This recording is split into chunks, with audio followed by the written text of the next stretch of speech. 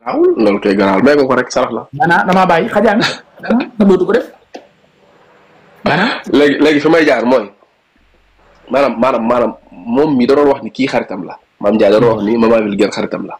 ñu dem ba problème am mu génne lim ko defal ak li mu waxoon yëpp mais xarit mooy kan xarit bala ngaa wax ni kii sama xarit la lan nga war a dund ak moom ak lan moo tax nga war a wax ni kii sama xarit la lan mooy xarit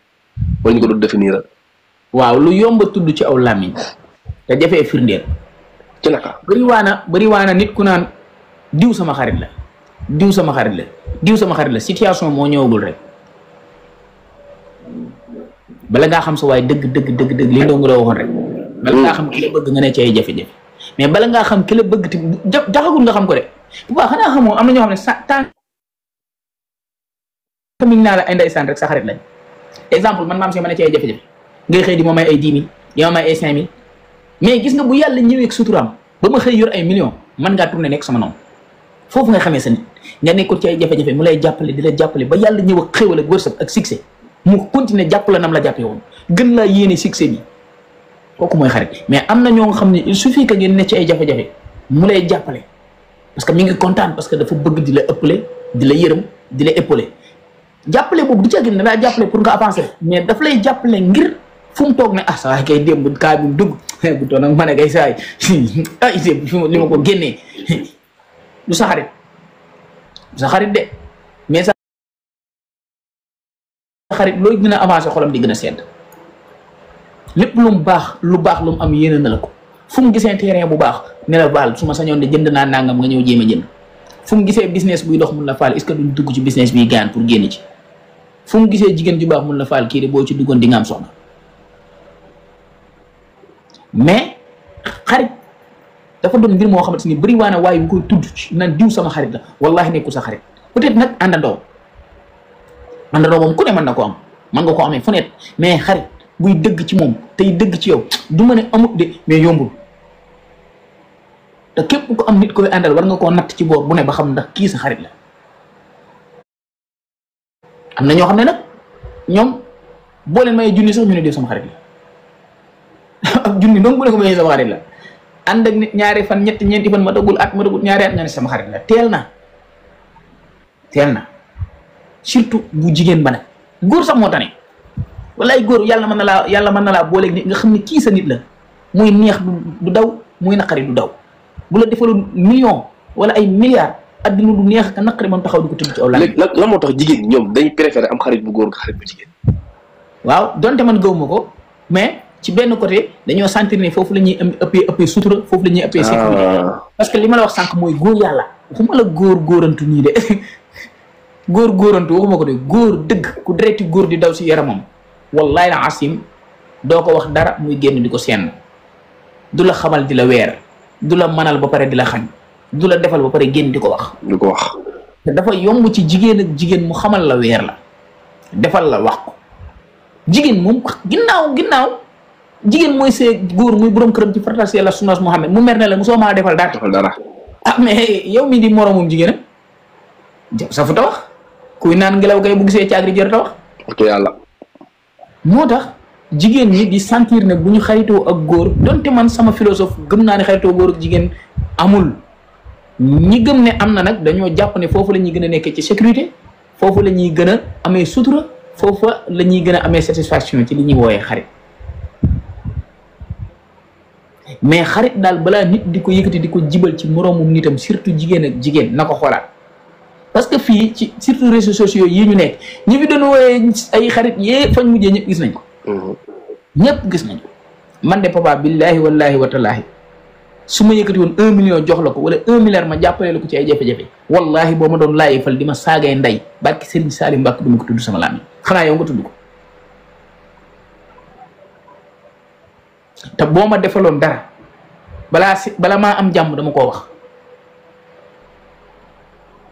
boo ko wax maanaam lu ci wari moo tax bu la nit defalee teraanga wax ko ba ñëpp yëg ko ndax ëllëg ki si biir bu ko waxee dinañ moo ba nga ko defalee waxoon na ko de waaye nappante gi moo bëri ci réew mi waaye joo gis daa am waaye ju nekk ci ginnaawam. wallaay dëgg la. looloo tax nag am ñoo xam ne demee wuñ seen propre moyen am ñoo xam ne doolee jàmbur lañ yor di ko xeexee. doolee jàmbur li nga yor di ko xeexee nag borom doole jooje bu la meree ne la sama doole nga yoroon te doole jàmbur kenn du ko xeexee. nanguwuma ku jàpp sama mbagg, nanguwuma ku ma dimbale, nanguwuma ku ma génnee ci dara, ñaanuma, lebuma, abuma, wutuma link wut moyen. Je préfère ma dem ak sama propre moyen. ndimbal li mënta ñàkk daal mooy nga gis kuy liggéeylu nga boole ma ak moom, leneen lu ci des soxlaw ma yërëb kenn, soxlaw ma dàllu kenn, soxlaw ma fukki dërëm yi kenn, donte am na ay gor yu ma yàlla séqal nag léeg-léeg ñu séq teraanga, loolu mu mënuma ko bañ. waaye yii ma gis nii ci réew mii ku ko moytuwut bis dina ñëw nit taxaw di wax te doo mën a tontu, ba muy tontu lu mu wax di yuuxu yu jooy naan lu ma joxoon dinaa ko delloo. dafa am teraanga yoo xam ne jarul jël parce que ab 11 la. mais 11 la goo xam ne boo ko waa même goo xam ne bu ñu la ko joxee ba nga seq ko wallaay laa sim bu la xëccee nga jëmale fii day daaral. waaw toppal sama ginnaaw wala ma def la ma waxoon waaw parce que maanaam ndaw si wallaay léeg-léeg dama koy yërëm man souvent damay seetaan seen live moom ak ndaw si mais dangay gis ne wallaay laa sim ndaw si lu ko neex la koy wax. xewam bi lu mu ko doon wax li nga sol dara baaxu ci xaw ma da ngaa sol zone ak lat man loolu en tant que góor man daf ma naqari woon tama gis ne moom naqariw ko mu la koy def nag en plein live lu ma 3000 personnes di suivre mu lay yamale di la humilier ngay ngaxe-xaxi di ree ndax la am na fu mu jaar ak yow. wala fu mu jaaree na gémmiñ gu yab ba fees dell pour wax loo ko lu jafe lay doon. lekk comme neexal say wax du leer. wallaay te képp ku la jox li ngay def ci sa gimiñ gii li génne ci sa gimiñ gi moo koy moom. keneen ki moom dafa assumer ay responsabilité am ne moom ab emprunté la ku mu xuloon ma xuloog moom lu mu wax ma ne loolu la lu mu waxut ma ne loolu la ñàkk jom sa yaay jur luy toppaate ñàkk jom man de sama yaay jur ku luy toppaate moom wax dëgg yàlla donte nag jiitu mënut a ñàkk waaye man topp ma kenn ku jiitu dama lay nangul ne yaa jiitu waaye dama topp sa ginnaaw damay ber sama yoonu bopp lu ma am jël lu ma am ma xam ne lii la ma yàlla séddee du ma ñëwee kenn waaye du ma soxla rek kenn lépp lu waaye am barki Serigne Mbacke Madina yéene naa ko waaye nag sama yëfi bopp may teel ndax sëñ bay jaxati naan képp koo xam ne foo gis ko am ay yëf yu ëpp sa yëf nga daal di fàtte sa yëf yaa manqué wallaahi billaay wallaahi man sama fukk yii ak sama juróom yii moo ma gënal million jàmbur mu ndax million jàmbur bi da yàgg ba mu faj samay soxla déedéet kon daal su ma la déggee daal yow maanaam 1000 francs bi nga am da faj say soxla moo la gënal 10 000 bi lay may daal sama yoon nekkul ci 10 000 bi ñu may te 10 000 bi sax bu doon dañu ko may ba bari nga dese sa dignité mais am na loo xam ne genre may de jënd la dëgg la parce que am na bëri na waxkat yu bëri li tax mënuñoo wax ci yenn cas yi mooy dañoo lekk neexal kooka ay soog a ñëw ki nga xam ne da lay neexal nag moom bu mbir amee te nga war a attaqué ko di nga xool ni nga koy attaqué moo tax man awma problème mu attaqué kenn donte attaqué nit taxumaa toog fii damay wax sama xalaat te bu ma koy wax tamit dinaa respecté ba du ma la dépassé du ma la wax lu ma la war ta wax mais amul kenn ku dërëmam dugg ci sama gémmiñ gi moo tax lu ma neex laay wax du ma ci dépassé kenn dinaa yéex a wax fii bañ ne maam Cheikh yóbbu nañ ko cyber wala dara ndax du ma saaga kenn du ma dépassé kenn du ma wax kenn du ma war ta wax waaye ndaw daal luy doog a jug na moytu yenn loxo yi di dugg ci ay mbiram na moytu yenn loxo yi di dugg ci ay mbiram maman mii lu ko dal loolu moo ko yóbbee ndax sa asgor boo ko bëggee tëral rek teral ku la teral la képp koo xamul na nga koy def nam la def dong tax surtout ma borom làmmiñ wu rëy defal am làmmiñ am nga yow nga xew ba pare sol sa yére yi xool li gën a rafet nga sol ko nit taxaw en plein ak ne la li nga sol dara baaxu ci te mënoo wax mënoo riposter pour lan damay riposter di la yamale di la humilier ngay réetaan di ngaxaxi mel na jéego fas pour lan nit nag bu la bëggee moom dalay defal loo mënul sa bopp man bu ma war a fekk ne moom mënul sama bopp kon nañu góorgóorlu ba maanaam ba focus ci suñu jëmm yi ba li ci war ñu def ci liñ ci man li ci des ñu bàyyi ko ci loxo bi yàlla te bañ a wéeru ci ginnaaw kenn nii lépp wéeroo koy indi dungoroog emprunté wu rek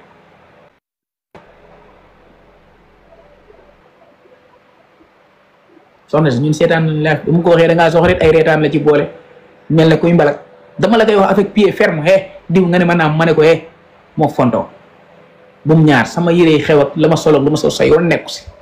li jëntil sa instrument ma ko ba ma yor sama liif bu am courant boobu bëna la ko cuuci te kat je pay génn man moom bu gaal bi lay def da ngay ñëw rek ne la ko cuuci yëf yi naan kacak du wax defu leen Mansour Faye bul fàtte na ko Hollande yi ak xaalisu corona ba dégg nga xam nga bàyyi na la pour l'instant mais 100% defaguñ ko dal la bàyyi noonu nëggandiku nga joxe tuuti mu ñëw mais des na Hollande Macky bu ko fàtte dégg suñu xaalisu corona ba Macky Sall taxawoon fotowu ca kanamu saako ceeb di dëmb suñu ko jox leen doomu Sénégalais ñu lekk ñu la dugg duñu jox ay takk suuko affaire ne karek fay sama live dem nekk sama bopp boo ma wooyee man la li nga ma wax ci kaw live bi li muy live bee tax mu ma ko waxati nit am nit defal bu ma xeebalati li may sol lu ma sol boo ko mënee apprécier nga apprécier ko boo ko mënta apprécier nga même boo may xas sax nga bàyyi ba après live bi nga wax ma li nga may wax seq nañ que ça soit la première et la dernière fois nga may wax yéen nii ci live damaa nekk ak samay nawle coupé sama téléphone waaye loolu nag ku libre moo ko mën waaw mais ñu lay xas ngay reenaa da nga am bon da ngaa sax déedéet dafa am tontu yoo xam ne tontu yu gum ñaar la am na tontu yoo xam ne tontu yu saale yaale la ay rocceeku daw waaw déedéet dama lay tontu avec pied ferme diw yaa ngi may dégg nga ne maanaam nga ne li nga ma wax neexuma bu ma ko waxaat bu ñaaree dinaa arrêté live mu ñaar ma coupé sama live soo ma wooyee ma sama ñetti baati dëgg am na loo xam ne waroo ma koo def doonte seq nañ ñi da ngay am fulla sa bopp nag sëñ bi daanaka yéen ñii nag tamit moytu leen daal nit di jël alalam di ko dugal seen jëm. muy góor wala jigéen ñi nekk di jàmbur di ko lekk ak yooyu yëpp mënoon naa ñàkk nit daal boo jubut bul daj denc alali jàmbur li ko dal ci àddina ñëpp problème am yooyu moo ko yóbbee. léegi lan mooy maanaam loolu tamit day am beneen affaire bu ci feeñ. muy lan. mooy boo yi man damaa xamul ana seen jëkkër yi moom mii sax jëkkër ku ñàkk fayda la tamit. mais est-ce que ñoom tamit seen jëkkër yi mën nañ leen dara ak xaalis bi ñu am. voilà loolu bëgg naa ci ñëw Cobra daal maa ngi koy ñaan yoon bii ma ko gis mu jël ko maandu respecté jëkkëram na ko continuer.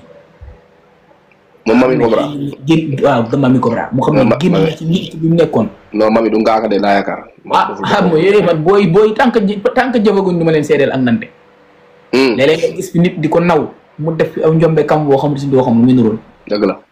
waaw. en tout cas daal ni ma ko gis nii mu mature. nga ne looy jox Mamy Cobra comme yóbbal nga ni. waaw li ma ko ma ne yoon bi ma ko gis nii mu jël ko mature génn ci waxi no sense yi di wax waxi seret di wax waxi dof na ci ne bu mu ci jug na respecté borom ko ndax nit ki koo xamante ni foo amee gàcce moo am gàcce da nga koy sóoraale. dëgg la. te jabar ak nga xam ko nga ñàkk koo xam foo amee gàcce sa jëkkër am gàcce parce que benn sa jëkkër dafa am famille am ay xarit te ay famille ak ay xaritam dañ lay suivre. lépp diw xoolal sa jabar ji lañ koy wax waa diw gis nga sa njëkkër yi waa mère gis nga sa goro bi léegi say famille jëkkër ak sa jëkkër di bëgg a dee nga leen koy yóbbee kon bu fekkee da nga nekk nit ku siiw ba pare di sëy nit ko xam dafa fekk bokk ci famille bu baax da ngay xam ni ngay doxalee nag bañ koo yablu kon te moom muy góorgóorlu na ba yablu wu la duggul ci ay bases yow tamit góorgóorlu ba doo ko yablu nga xam ne da ngay sëy yamoom ni sëyu da ngaa am borom kër am bañum rus am loo xam ne boo ko defee gàcceel ko ku romb buntu kër yëpp nag yow ñëw ne la yow boo lay déema dakaaram jox la loo am ci yëkkati dara jaam dee ko def xanaa xamoo papa naw nañ fi nit dara taxul ñu naw ko ndax jabaram. ah bon waaye xeeb nañ fi nit dara taxul ñu xeeb ko ndax jabaram ndax am na yoo xam te ni nit mën naa dajeeg jabari papa mu def ko mu ne jabari papa ji de nawoon naa ko waaye gën naa ko xeeb walaay dëgg ndax fulla gi ma gis ci moom yiw gi ma gis ci moom mat gi ma gis ci moom papa juumul mais am na ñoom dañuy jàkkaarloo jabari papa ni waa kii la tàkk papa mi ak li muy jaay nii si TikTok maturité bi muy jaay ak nekk comme xale bii ci la dugg waaye papa mi weddi naa ko waaye boobu seer la waaye boobu ngaaka la waay yow xeeblu nga sa borom ko te bàyyi woo ci xel te la plupart nag jigéen ñi ñëpp lañ koy def góor ñi moom en général dinañ góorgóorlu ba di sagal seen soxna yi di def yëfu kilifa di ko wax mais yow daal ngay ndilli rek chaque jour nga dugal ci sa jëkkër ci gaay dem ba muy kaata suuf si te boole ko bu fekkee daf laa bëgg bu mënu laa bàyyi nga di ko teg gàcce rek kon moom it na góorgóorlu ci lii mu ne. macha allah léegi Mbow man bii nag beneen cas la boo xam ne spécial bokkut ak sa cas bi nag leneen la léegi ñii man dama leen di libéré bu ko defee ñu jàll ci beneen mbir yeewi naa leen. am ngeen liberté provisoire. léegi fi ma bëgg ñëwaat mooy ci beneen mbir maanaam yenn saa da nga gis jigéen boo xam ne day yor alal fexe ba ku góor ki takk ko léegi alalam jooju mën na koy jël di ko xeexee jëkkëram wala di ko wan ni maa la ëppalee lii wala muy sëy moom am na ñoo xam nag dañuy sëy te yàlla rek tax duñ la wat jël seen alal jël yëpp boole la ak moom surtout maa nekk ci kaa bi wala genre dara yow loolu nan nga ko gisee jigéen ko xam dafa am alal am jëkkër joo xam ne daal yorul waaw lu difficile mi ngi noonu nag papa lu difficile mi ngi noonu parce que souvent soxna yi yaxuluuna bi afwaahihim maa laysa fi quluubihim la ñuy dund dañuy wax li nga xamante ni dafay nekk si seeni làmmiñ mais àggul si seeni xol papa lu jafee ngi nii jigéen yor lu ne gàññ ba pare góor gu yorul lu bari yilif ko aka jafe lu tax nga wax dafa jafe loolu dafa jafe bu dee 50 sëy la bu dee 100 sëy la 90 yi góor yi duñ ko réussir maanaam yow 10% yi da nga bëgg a jàpp ñooy réussir day tas boo nangu wutu doon benn waay wallaay sëy ba day tas boo doonee ku mel ne maam Cheikh am looy bëgg am looy bañ am ay principe di wut fun lay yem di ko wan ne man maa la yilif wallaay la si du sotti yilif ko ci jëmmam rek day metti asantuma laa nga boole kook alalam ne da nga koy yilif loolu defal ma ko weccet papa yaa ngi imaginer maanaam nga yor alal yilif jigéen rek daa metti waaw yombut asantuma laa nag nga ñàkk alal yilif ku yor alal gis nga contexte bi ni mu saa see fee maanaam yow da ngay yor alal sa jabar lii la lislaam sant ci lépp ak lii la lislaam sant sax nga koy def mais yilif ko dalay te ticc léegi imagineel nag boo mel ne maam Cheikh yoroo say nelaw doyut ba pare sa jabar yor ay millions yor ay kër yori oto yor ay entreprise di yilif say morom di leen defloo di leen dindiloo di leen jàppaloo di leen bàyyiloo malgré tout ça nga bëgg koo booleeg loolu lépp yilif day metti de du ma ne amatul ci Sénégal de mais néew na de ndaxte dafay am ay jigéen yoo xamante ni fa ñuy gisee mooy yilif naa lu toll fukki góor nekk seen patron di leen fay weer di leen defloo di leen dindiloo loolu foofu la yem ci entreprise ba la yem dangaa war a xam ne bis boo gaaree sa oto ci garage ba tijji sa appartement dugg kan fa fekk mu toog mooy sa kilifa waaye nag papa dafay fekk yow mii góor nga mat góor ñu ñëwaat ci turu góor yàlla gi ma waxoon mooy man bañu ma sax góor nga dem nekk kër jigéen bañu ma ko de mais ak nanga fay nekkee papa nag olof Njaay nee na bu ñu la bootee da ngay langal say tànk waaw ndax mu mbootaay ga daggee rek nga cëppeeru waaye su boot la rek nga aj say tànk tëdd ci ginnaaw gay nelaw rek bés buy dagg boot bi ci kekk la koy daggee xam nga kekk xam naa ko maa xam kekk góor bu la yàlla booleeg soxna soo xamante ni dafa am alal mu bëgg a sëy ak yow nga nekk ci këram soit wala foo man di nekk wan ko ne am nga amuma waaye li ma amakus néew doo ko umpale ndax olof Njaay nee ne picc nay bëtam toll na lay wànnee ne dëgg la kenn ku ne la nga am mën nga ci wane sa njàmbaar bu dee yàlla suñu borom subhaanahu wa taala sur ne 5000 la war sa gëre sur ne 5000 boobu saa soo ko amee sa jabar na xam ne mi ngi dugg ci kër gi boo ko dajalee ba mu mat weer wala soit weer 50 000 ngay am wala weer 100 000 ngay am wala weer 75 000 booreva yaa xam 150 000 bu weer wi dee demal Auchan wala nga foo mën a dem nga ndugg li nga tolloo ci ay ndugg nga indi ko jox ko la ngay yëkkati nga daa soxna si bariwul mais lii mi ngi nii ñaanal ma yàlla mu xam ne yow mii yoroo de waaye yaa ngi góorgóorlu te tegoo bët ci alalam ji waaye bu la sa soxna ne andi ñu dem marché nga ne ko ana li ngay liggéey xanaa fayee ko léegi nag dañuy arriéraat keset bi nag am na góor ñoo xam ne nag contraire bi lay doon li ngay wax nii léegi ñëwal ci kër contraire bi en tant que góor bi nga xam ne moom da bëgg a wéeru bàyyi la sa alal ji bu ciy dund soxoree la ko teg la ci bët loolu tamit dañ ciy ñëw ndax am na kooku jër ta génnal ba sëy di ci am souvent am na ci jigéen ñoo xam ne li tax ñu leen ko def ñoom ñoo ko yóbbee seen bopp mbëggeel du wéef du orange mu ne yàgg naa ko xaalis ku koy jëndee mbëggeel boo réglé pertement kese ngay gis wallaay dëgg la mooy da ngay fekk góor bi nga xamante ni genre maam Cheikh la wala papa El Max dalay leer na yow ni la yàlla bindee nii taxu koo jug warul xale bi mel noonu ngay investir xaalis ci papa ngir am papa gis nga bis boo amee papa ci xaalis boobu noonu na la leer na papa sa xaalis boobu noonu lay teg bëtam lu mu ci mën a am dina ko ci am lu mu ci mën a wut dina ko ci am kooku mooy ñëw nag wéeru ci sa kaw wala nga fekk koo xamante ni du kun mën a jàppale amul jom xëyul gontul yàqul yaxaasul nga ne da nga koy jàppale déedéet jàppale jàmbaar lañ koy def waaye ab yaafus kenn du ko jàpp léegi nag boo fekkee ab yaafus bu tekkiwul dara xëyul gontul yàqul yaxaasul nga ne dama koy jàppale mooy mi ngi mel ne sëñ bi ngay rëdd ci ndox teggi doo gis dara booy teggi di ñàkku rëdd doo gis dara voilà c'est ça kon maanaam dafa am ay góor ñoo xam di nature buñ àndoon ak seen moroomu góor sax dañuy wéeru am na ñoo xam ne mu àndoon ak yow ngeen di jël taxi duñ wax sax waxu lu jëm fay taxi bi boo ko fayul moom du ko fay. waaw même restaurant buñ la lebee 1000 francs duñ la fay. bu ngeen demee lekk kese la fay féetewoo addition bu ñëwee muy xulli bët bu ngeen dee cotiser ci daayira wala ci assos wala lu mën a doon mooy mu de cotiser wala du cotiser sax foofu ñooñu nag ay nit yu wéeru lañ kër gañ dëkk duñ fa fay courant duñ fa fay ndox duñ fa joxe dépense ñooñu ay nit yu wéeru lañ. bu dee da ngay jigéen yor alal yàlla teral la bul dugg ci ñooñu da ngay xool jàmbaar ji nga xamante ni bir na la ne kii bëri ko ci mbartal la puus mu dem puus mu dem danga teg sa loxo ndax nit ki kenn ku ne lim am mën na cee feeñal ak njàmbaaram encore une fois bu fekkee nag da nga fekk nit ki nga xam ni li waa ji naan jumaa jéemoo dara moom jéemul dara jéemul dara ku jéemul dara ba ko jurte dimbale da nga koy baax nga nekk si sa bopp neen am na soxna yoo xam ne li ñuy def ñoom ñoo ko tay dañuy fekk ku nekk jàmbaar ñu bëgg ko def jàmbaar kenn du ko jëndal nit dañ koy judduwaat kon bépp góor bi nga xam ne dafay dugg ci yow nga yore alal mu ñëw wane yenn tànki wéeru wala yenn tànki wane ne sa alal ji soxla naa ci dara ba ko fi man de yorali million ma yorub junni li jëm tiw ma say million man yàgg naa ko wax képp ku ma takk la ñuy lekk maa koy liggéey yorali million nag sama yoon nekk ci xam naa ne du ma la lépp du ma la ñaan waaye la ma bëgg moom da nga ko def maa la yilif par force yorali million yilifal fukki entreprise ak juróom-ñaar man sama sànc yi laa yor su ma xëyee dinaa taal sama moto bi liggéey boo yoree Range Rover wala nga yor BMW sama nex sama X-Max bi maa ko moom bu ma xëyee taal ko dem liggéey lu ma yàlla wërsëgal ma andi ko ci kër gi soo bëggee nga jël bu bëgg du ma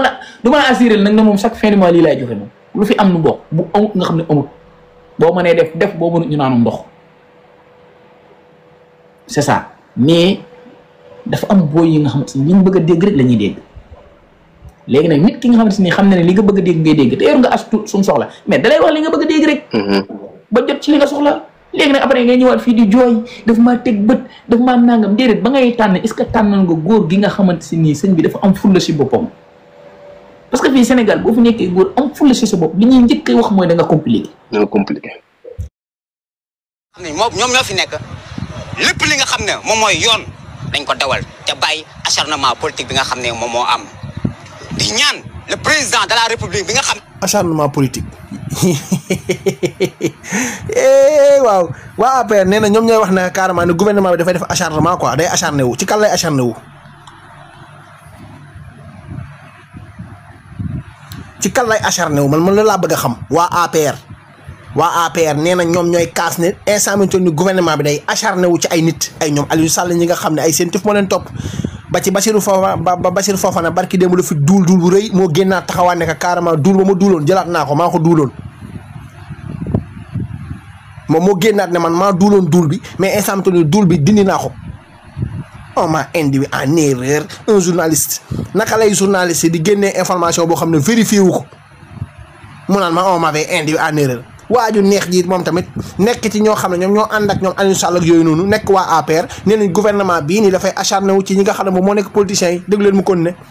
tey sénégalais moom lañ jël seen carte votel ko na jël ay responsabilités am dégg ko parce que xam ne dina xam na xam ne lépp li nga xam ne tey bu ñu jógee fii après en 2029 lépp li nga xam ne sénégalais yi dund nañ ko rek dina xam ne moom mooy responsable. waaw kay nag merci beaucoup fii xamal tax wax ji neex ma parce que ñoom instant bu ñu toll nii dañoo jël Macky Sall ragg ba mu set kuus ba mu rafet tege nee nañ Macky Sall deful dara tey nag ñoom ñoo wëlbatikuwaat contradiction ne instant bi ñu toll nii lépp lu mënti am rek instant bi ñu toll nii sous la responsabilité ki nga xam ne moom moo nekk son excellence Bassirou Diomaye Diakhar Faye la léegi li fi nekk 2012 ba 2024 léegi nag responsabilité kan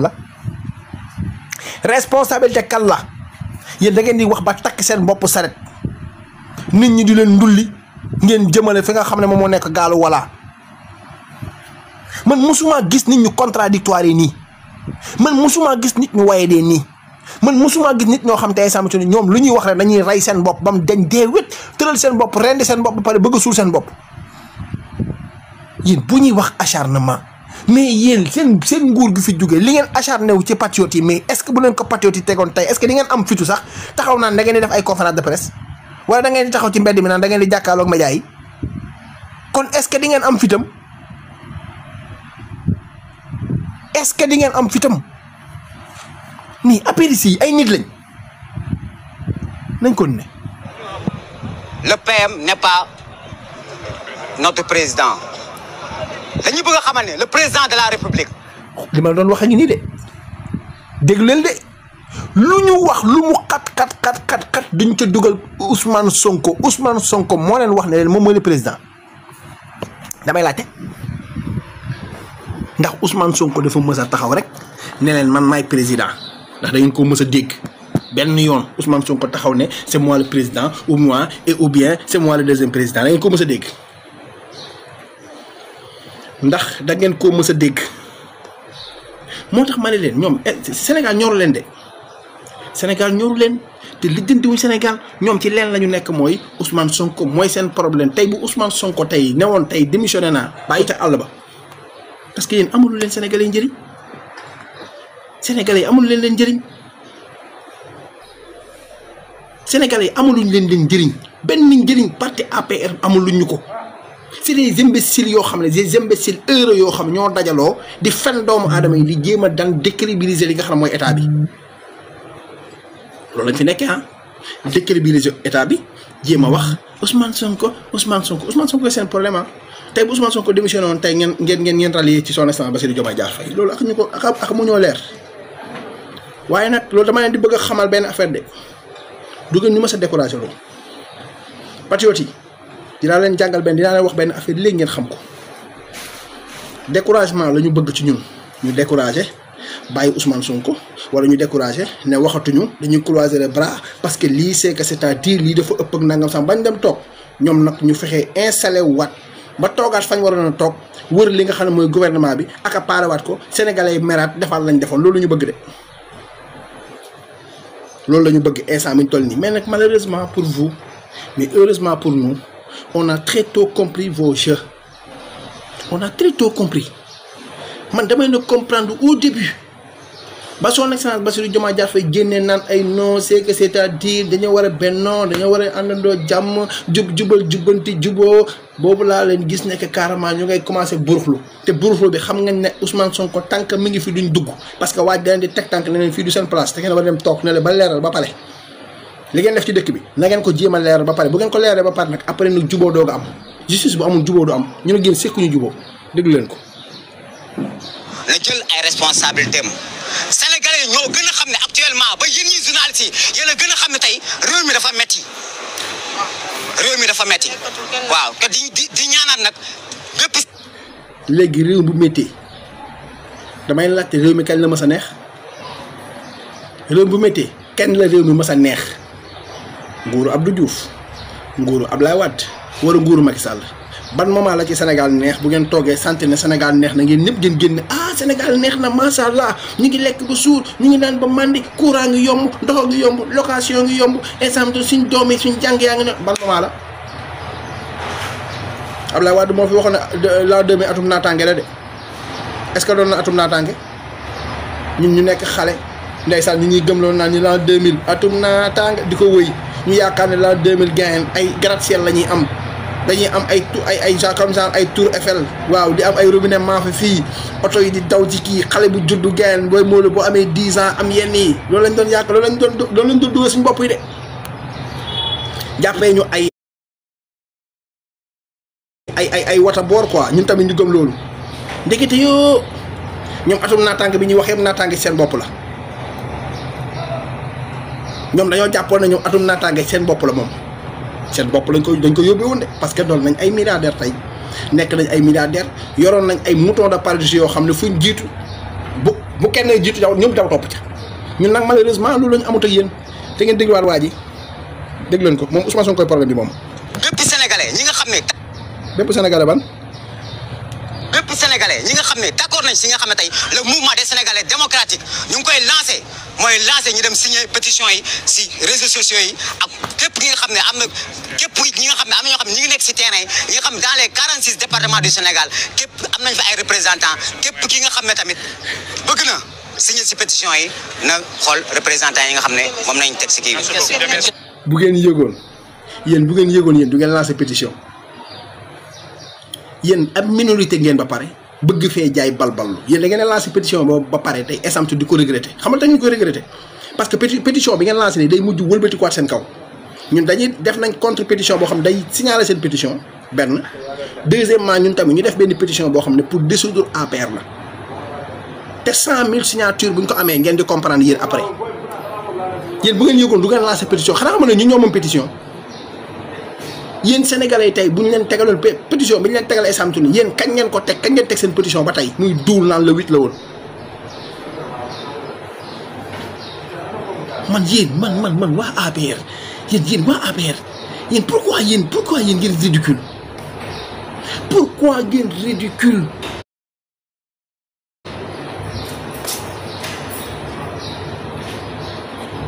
non vraiment da ngeen ridicule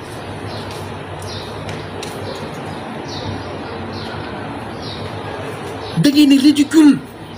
ay représentant 15 département 52e département ah ok yéen bu croyez que carrément bu ñu lancé pétition yi da ngeen am pétition boo xam ne moom ngeen bëgg quoi pour kan pour Ousmane Sonko mi ngeen lancé ko pétition pour lan pour ñu dégager ko ah ok gis nga leen laa ma ñu daar waxoon moom laa leen di waxaat rek yéen xamu leen seen bopp yéen xamu leen seen bopp instant bi ñu toll ni yéen ña ngeen doon défendre sax daw nañ baleen fi ana góor yàlla ak di défendre nit koo xam ne yaa ngi koy défendre moom daw na bu yàgg bana la fa moom mu ngi lijjanti bopp moom naka lay xool moom ba lijjanti ay avocat am plus de 100 et quelques avocats la Macky Sall jël 100 et quelques la jël pour lan pour li nga xam ne mooy dette cachée bi ñu wax xaw ma kan moo la ko conseillé mais yow boo amee lenn la wax da ngay ànd ak say avocat nga ñëw Sénégal laaj li nga bëgg a laaj ñu génne la tegal la dossier ci kaw taal bi nga liir ko boo paree tey instant bu fekkee ne set nga dem sa yoon boo setu nga toog ñu lijjanti ko man je suis désolé mais pays wuy des imbéciles jàppal ma ñii. moom nañ teg si kii bi. question. En quoi par exemple le premier ministre est responsable ou bien est coupable ba ngeen koy viser par rapport ak cette pétition là au lieu du président peut-être nga xam te ne moom mooy responsable. Je vais rester parce que soo gisee ñu visé ko. xaaral ma nuyoo salaamaaleykum. je suis la présidente du commission d'organisation et de mobilisation mouvement des Sénégalais démocrates Sonko dégage. soo gisee moom ñu visé ko en personne c'est lui le problème du Sénégal. parce que soo ma laajee ci lan dama ciy sawar trop pour tontu la ci. parce que ce qui se passe actuellement daf ñu ko waxoon daf ñu ko junjoon mais bàyyiwuñu ci xel moom lépp loo xam ne moom daf ko promettroon Sénégal yi comme 2024 mu def Sénégal comme États-Unis loolu mënu ko te du ko def moom dafa foog ne Sénégal fii affaire bi daf ne woon Sénégal comme Lido n'est-ce pas moo ko waxoon jàpp tëj nee na woon moom mooy nit ki soo ko tuumaalee yaay indi preuve nga bàyyi ko mu dem nga indi say preuve ñu topp ko xool preuve yooyu ndax dëgg la ñu doog la jàpp mais ñëw rek jàpp la tëj ba pare dem di wuti preuve moo ko waxoon wala waxu ko. léegi li mu waxoon léegi tey il était pire. loolu dafa. da ngay xool genre maire yi ñàkk fayda yi nee na moom mooy kan moom mooy présidente des Sénégalais démocrates de Sonko dégage ñu laaj ko posé ko question mu ne la Ousmane Sonko waxoon ne en 2024 dina jël Sénégal def ko États-Unis duul bu njëkk baa ngi noonu benn. deuxième duul bi mooy moom moo waxoon ne buñ jàppee nit après dañuy indi ay preuves te comme Sénégal comme Lido wax leen ma kan lañ fi jàpp te génne duñ la ay preuves tegal la ko ci kaw taal bi dañ ko bañ ba convocation lañ lay envoyé bu fekkutoon duñ envoyé convocation kon Madiambal Diagne du génn dëkk bi kon ñoom Moussa Bocar Thiam duñ làqatu ji kon Mansour Faye du dugg ñu tegal ko benn affaire ba pare wëlbati ko génneewaat ko mu dem am contrôle judiciaire kon du ko am. ndeysaan xam nga tax ma yërëm leen parce que amuñu ay éléments pour se défendre amuñu ay éléments pour taxaw waxtaan ak sénégalais yi Mariama Jeanne amuñu ay éléments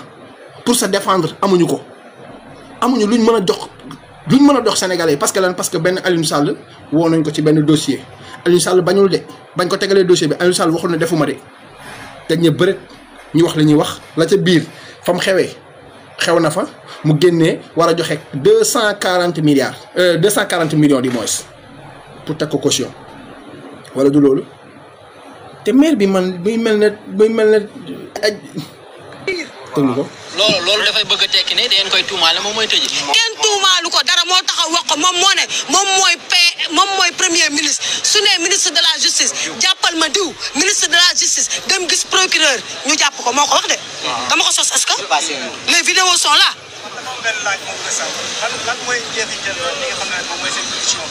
journaliste bi sax ndeysaan journaliste bi sax il était gêné dégg ko question yi mu koy posé ça veut dire que yow yaa ngi duul journaliste bi du ko dimbale naan ko carrément lii ak lii ak lii mais bëgg koo déglu mu wax les vidéos sont là. ban vidéo Ousmane Sonko li wax c'est clair et net bu ma neexoon may wax ak ministre de la justice wala le ministre de l'intérieur parce que man maa leen jiite man mais duma ko def ku ci nekk dama lay bàyyi nga def sa liggéey bi nga ko waree mais boo ko deful am nañ pour wax la ko mag day wax dëgg mag bu demee bay taxaw ci télé di wax wala di défendre ay intérêt da koy défendre dignement daf koy défendre dignement ba boo demee ba toog ba sa biir kër say doom toog ñu xam ne que carrément seen yaaykat du ab fenkat mais ay góor yu taxaw journalistes yi tàllal leen micro ngeen di fen ay fen yoo xam ne yéen amu leen fitu topp ki nga xam ne mooy le président de la république lan mooy seen problème ak premier ministre lan moo tax ngeen bëgg tey instant ki nga xam ne mooy son excellence Bassirou Diomaye Diakhar wala gouvernement bi ñu débarrassé wu ci Ousmane Sonko lan ah ok parce que yéen xam ngeen ne yéen ci li ngeen nekkoon jubul te Ousmane Sonko du fi nekk di layam-layami déedéet day teg affaire yi ci digg bi ñemewu leen a song président de la république ñemewu leen a song le ministre de l'intérieur ñemewu leen a song le ministre de la justice ah ok Ousmane Sonko mooy ki nga xam ne moom la ñëpp jël jaram bi lu waay neex def mu teg ko ci lu waay neex def mu teg ko ci moom de moo leen indil 450 milliards de moo fi taxaw lancé diaspora bonne de est-ce que taxaw ngeen benn yoon wax ci diaspora bonne bi est-ce que taxaw ngeen wax ci diaspora bonne bi daaw da ñaa bu fekkee sa papa góor jigéen la nga wax ma sa drapeau yi bul ko fi dugalaat boo ko fi dugalaatee ñu muyta la ci biti dégg nga du ñaar nag fekkee sa papa xaj la moo tax ngay dugal xaj yi ak ay drapeau LGBT yaa may dégg nga wax ma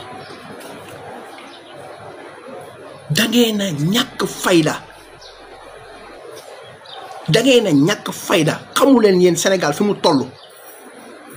ay Sonko dégage yéen mën ngeen a wax rey seen bopp kërti ba son excellence tax Bassirou Diomaye Diakhar taxaw ne Ousmane Sonko dama koy démettre de ses fonctions yéen a koy wax yéen mais waajooju du ko wax de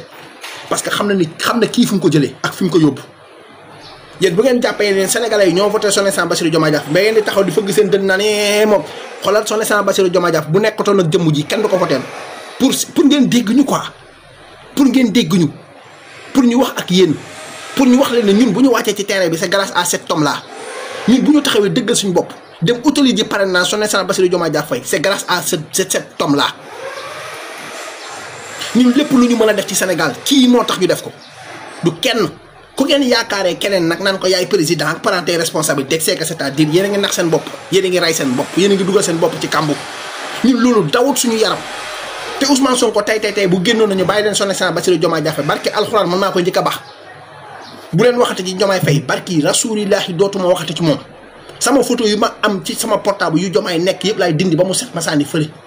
bu ko Ousmane Sonko waxoon tey mais tant que wax ko dinaa jàpp ne Sonko Diomaye Sonko point parce que man moom laay déglu de déglu ma keneen ku yaakaar yow laay déglu yaa ngi nax sa bopp déglu ma kenn. yéen nag ridicule ngeen ñàkk ngeen xorom ñàkk ngeen vergogne amu leen xalaatu àddina dem leen ngeen wuti liggéey ngeen liggéey ji fii Sénégal amatul toog muy dox amatul tëdd sa biir kër période école jot ngeen dem ci kër ministre yi kër DG ñu leen di yëkkati ay 100 000 francs ay 200 000 francs di leen di jox pour ngeen di dem inscrire seen doom yi amatul léegi da ngay ñàkk jëriñu boo ñàkkut doo jëriñu yéen bu fekkee loolu ngeen bëgg a jàppee seen àdduna def leen ko ñun dañoo nekk ay ndaw yoo xam dañuy xëy liggéey ba pare protéger ce gouvernement Ousmane Sonko bés bu ngeen waxee ba Ousmane Sonko tey samtuni son excellence Bassirou Diomaye Diakhar Faye dégagé ko yéen dootu leen amati jàmm yéen Ousmane Sonko mii di nekk ci jàmm ci gouvernement bi moo gën ci yéen mooy lii tax Sénégal di dem mooy lii tax te instant mu toll nii ngeen di xam les actions du gouvernement chaque jour que jëfee man dafa mel ne Sénégal justice rek a fi nekk dafa mel ne Sénégal justice kese fi nekk yeneen ministères yëpp a ngi liggéey mais problème yëpp ñaan ñi la justice intérieur premier ministre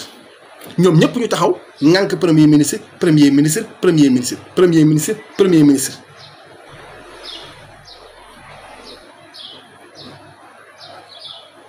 premier ministre ministre de l'intérieur ministre de la justice point parce que yéen xam ngeen ne seen bopp yéen seen problème yëpp avec la justice la parce que xam ngeen li ngeen fi def xam ngeen li ngeen fi bàyyi yéen bu ngeen defee pétition ne Sonko dégage ñu def pétition tey ne instant bi dissoudre nday APR ñu xool nag dina ci yéen kan moo njëkkale léegi yéen lancé ngeen ñu def yéen dinañ leen wan ne que carrément ñoo leen gën a ñemelu xottee ko lancé ngeen Sonko dégage ñun danañ lancé tey pétition boo xam tey sam dañuy dissoudre APR ñu xool